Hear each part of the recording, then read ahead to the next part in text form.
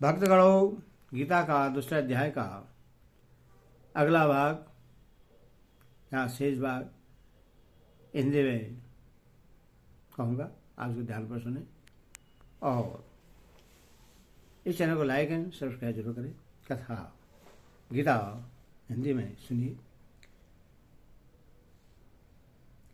इन सबको सहन करने से क्या लाभ होता है, इस जिज्ञासा पर कहते हैं, क्योंकि हे पुरुषश्रेष्ठ, दुख सुख को समान समझने वाले जिस धीर पुरुष को ये इंद्रिय और विषयों के सहयोग व्याकुल नहीं करते, वह मोक्ष के योग्य होता है। यहाँ ही का क्या अभिप्राय है? ही यहाँ हेतु के अर्थ में है। अभिप्राय यह है कि इंद्रियों के साथ विषयों के संयोगों को किस लिए सहन करना चाहिए, यह बात इस श्लोक में बतलाई जाती है। पुरुष सर्व संबोधन का क्या भाव है? ऋषि श्रेष्ठ का वाचक ही अथवा पुरुषों में जो अधिक शूरवीर एवं बलवान हो, उससे पुरुष सर्व कहते हैं। यहाँ अर्जुन को पुरुष सर्व नाम से संबोधित करके भगवान ने यह बात दिखलाया है कि तुम बड़े शूरवीर हो, सहनशीलता तुम्हारा स्वाभाविक गुण है, अतः तुम सहज ही में इन सब को सहन कर सकते हो। धीरमपद किसका वाचक है? धीरमपद अधिकांश में परमात्मा को प्राप्त पुरुष का ही वाचक होता है, पर कहीं कहीं परमात्मा की प्राप्ति के पात्र को भी धीर कहा जाता है। अतः यहाँ धीरम पद सांख्य योग के साधन में परिपक्व स्थिति पर पहुंचे हुए साधक का वाचक है। सम दुख हो सुखम विशेषण का क्या भाव है? इससे भगवान ने धीर पुरुष का लक्षण बतलाया है कि जिस पुरुष के लिए सुख और दुख सम हो गए हैं, उन्हें अनित्य समझकर, जिसकी उन द्वंद्वों में भेद बुद्धि नहीं रह गई है, वह धीर है और वही इनको सहन करने में समर्थ है। ईते पद किनका वाचक ही और नौ व्यथयन्ति का क्या भाव है? विषयों के साथ इंद्रियों के जो सहयोग है, जिनके लिए पूर्व श्लोक में मात्रा स्पर्शा पद का प्रयोग किया गया है, उन्हीं का वाचक यहाँ एते पद है और नौ व्यथयन्ति से यह मान दिखलाया है कि विषयों के संयोग वियोग में राग देश हर्ष शोक न करने का अभ्यास करते करते जब साधक की ऐसी स्थिति हो जाती है कि किसी भी इंद्रिय का किसी भी भोग के साथ संयोग किसी प्रकार उससे व्याकुल नहीं कर सकता, उसमें किसी तरह का विकार उत्पन्न नहीं कर सकता, तब यह समझना चाहिए कि वह धीर और सुख दुख में समभाव वाला हो गया है, वह मोक्ष के योग्य होता है। इसका क्या भाव है? इससे भगवान ने यह दिखलाया है कि उपयुक्त समभाव वाला पुरुष मोह का परमात्मा की प्राप्ति का पात्र बन जाता है और उसे शीघ्र ही अपरोक्ष भाव से परमात्मा की प्राप्ति हो जाती है। 12वें से 13वें श्लोक में भगवान ने आत्मा को नियंता और निर्विकारता प्रतिपादन किया तथा 14वें श्लोक में इंद्रियों के साथ विषयों के संयोगों को अनित्य बतलाया, किंतु आत्मा क्यों नित्य है और ये संयोग क्यों अनित्य है, इसका स्पष्टीकरण नहीं किया गया। अतएव इस श्लोक में भगवान नित्य और अनित्य वस्तु के विवेचन की रीति बदलाने के लिए दोनों के लक्षण बतलाते हैं। असर वस्तु की तो सत्ता नहीं है और सत का अभाव नहीं है, इस प्रकार इन दोनों का ही तत्वज्ञानी पुरुषों द्वारा देखा गया है। असत पद यहाँ किसका वाचक है और उसकी सत्ता नहीं है, इस कथन का क्या अभिप्राय है? असत पद यहाँ परिवर्तनशील शरीर, इंद्रिय और इंद्रियों के विषयों सहित समस्त जड़ वर्ग का वाचक है और उसकी सत्ता यानी भाव नहीं है। इससे भगवान ने यह भाव दिखलाया है कि वह जिस काल में प्रतीत होता है उसके पहले भी नहीं था और पीछे भी नहीं रहेगा, अतएव जिस समय प्रतीत होता है उसी समय भी वास्तव में नहीं है। इसीलिए यदि तुम विस्मादि स्वजनों के शरीरों के या अन्य किसी जड़ वस्तुओं के नाश की आशंका से शोक करते हो तो तुम्हारा यह शोक करना अनुचित है। सदापद यहाँ किसका वाचक है और उसका अभाव नहीं है, इस कथन का क्या अभिप्राय है? सदापद यहाँ परमात्म तत्व का वाचक है जो सर्वव्यापी है और नित्य है, उसका अभाव नहीं है। इस कथन से यह भाव दिखलाया गया है कि उसका कभी किसी भी निमित्त से परिवर्तन या अभाव नहीं होता। वह सदा एक रस, अखंड और निर्विकार रहता है। इसीलिए यदि तुम आत्म रूप से विस्मादि के नाश की आशंका करके शोक करते हो तो भी तुम्हारा शोक करना उचित नहीं है। अनिहो विशेषण के सहित उभयो पद किसका वाचक है और तत्वदर्शी ज्ञानी पुरुषों द्वारा उसका तत्व देखा जाना क्या है? अनिहो विशेषण के सहित उभयो पद उपयुक्त असत और सत दोनों का वाचक है तथा तत्व को जानने वाले महापुरुषों द्वारा उन दोनों का विवेचन करके जो यह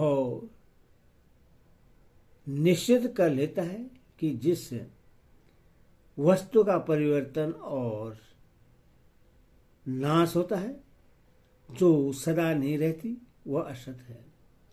अर्थात असत वस्तु का विद्यमान रहना संभव नहीं है और जिसका परिवर्तन और नाश किसी भी अवस्था में किसी भी निमित्त से नहीं होता, जो सदा विद्यमान रहती है, वह सत है।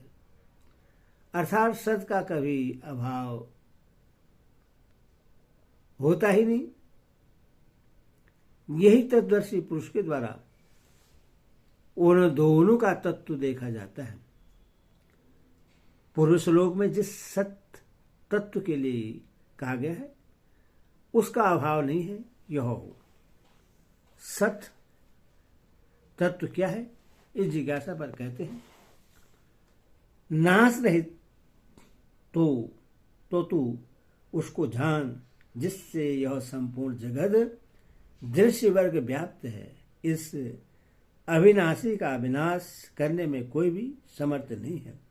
सर्वम और सहित इदम पद यहाँ किसका वाचक है और वह किसके द्वारा व्याप्त है तथा जिससे व्याप्त है उसे अविनाशी कहने का क्या अभिप्राय है? शरीर, इंद्र, मन, भोगों की सामग्री और भोग, स्थान आदि समस्त जड़ वर्ग का वाचक यहाँ सर्वम और के सहित इदम पद है। वह संपूर्ण जड़ वर्ग चेतन परमात्म तत्व से व्याप्त है। उस परमात्म तत्व को अविनाशी कहकर भगवान ने यह भाव दिखलाया है कि पूर्व श्लोक में जिस सत तत्व का मैंने लक्षण किया है तथा यह संपूर्ण जगत दृश्य वर्ग व्याप्त है, इस तत्व ज्ञानियों ने जिस तत्व को सत निश्चित किया है वह परमात्मा है। अविनाशी नाशी कहा गया है। इस अविनाशी का विनाश करने में कोई भी समर्थ नहीं है। इस कथन का क्या भाव है? इसे भगवान ने यह दिखलाया है कि आकाश से बादल के सदृश इस परमात्म तत्व के द्वारा अन्य सब जड़ वर्ग व्याप्त होने के कारण उनमें से कोई भी इस परमात्म तत्व का नाश नहीं कर सकता। अतः सदा सर्वदा विद्यमान रहने वाला होने से यही एकमात्र सत्तत्व है। इस प्रकार सत्तत्व का व्याख्या हो जाने पर अनंतर पूर्वोक्त असत वस्तु क्या है, इस जिज्ञासा पर कहते हैं, इस नाश रहित अप्रेमेय नित्य स्वरूप जीवात्मा के ये सब शरीर नाशवान कहे गए हैं। इसलिए हे भरतवंशी अर्जुन, तो युद्ध कर। इमे के सही देहा पद यहाँ किनका वाचक है और उन सब को अनंत वंत कहने का क्या अभिप्राय है? इमे के सही देहा पद यहाँ समस्त शरीरों का वाचक है और असत्य की व्याख्या करने के लिए उनको अंतवंत कहा है। अभिप्राय यह है कि अंतकरण और इंद्रियों के सहित समस्त शरीर नाशवान है, जैसे स्वप्न के शरीर और समस्त जगत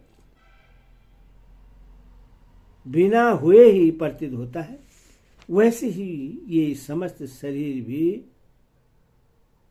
बिना हुए ही अज्ञान से प्रतीत हो रहे हैं। वास्तव में इनकी सदा नहीं है, इसीलिए इनका नाश होना अवश्य भावी है। अतएव इनके लिए शोक करना व्यर्थ है। यहाँ देहा पद में बहुवचन का और शरीरम पद में एक वचन का प्रयोग किस लिए किया गया है? इस प्रयोग से भगवान ने यह दिखलाया है कि समस्त शरीरों में एक ही आत्मा है। शरीरों के भेद से अज्ञान के कारण आत्मा में भेद प्रतीत होता है, वास्तव में नहीं है। शरीर पद यहाँ किसका वाचक है और उसके साथ नित्यस्थ अनासीन और अप्रेमेय विशेषण देने का तथा शरीरों के साथ उसका संबंध दिखलाने का क्या अभिप्राय है?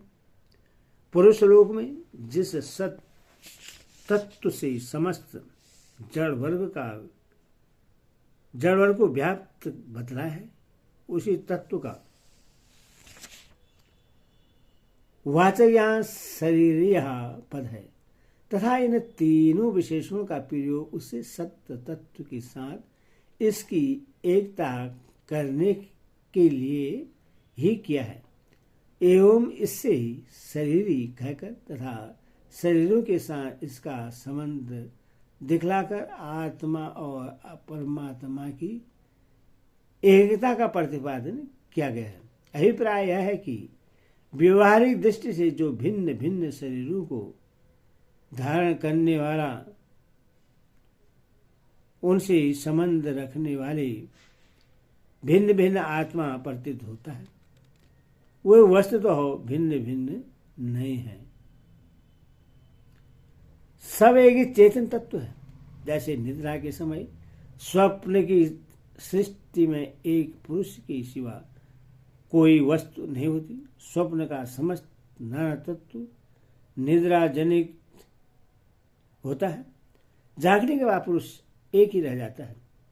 वैसे यहाँ भी समस्त नाना तत्व अज्ञान जनित कहे हैं। ज्ञान के अनंतर कोई नाना तत्व नहीं रहता। हेतुवाया तस्मात् पद का प्रयोग करके युद्ध के लिए आज्ञा देने का क्या अभिप्राय है? यहाँ क्या अभिप्राय है? हेतुवाचक तस्मात् पद के से युद्ध के लिए आज्ञा देकर भगवान ने यहाँ यह दिखलाया है कि जब यह बात सिद्ध हो चुकी है कि शरीर नाशवान है, उनका नाश अनिवार्य है और आत्मा नित्य है, उसका कभी नाश नहीं होता। यदि तब युद्ध में किंचित मात्र भी शोक का कोई कारण नहीं है, अतएव अब तुमको युद्ध में किसी तरह की आनाकानी नहीं करनी चाहिए। हरि ओम तत्सत्, हरि ओम तत्सत्, हरि ओम।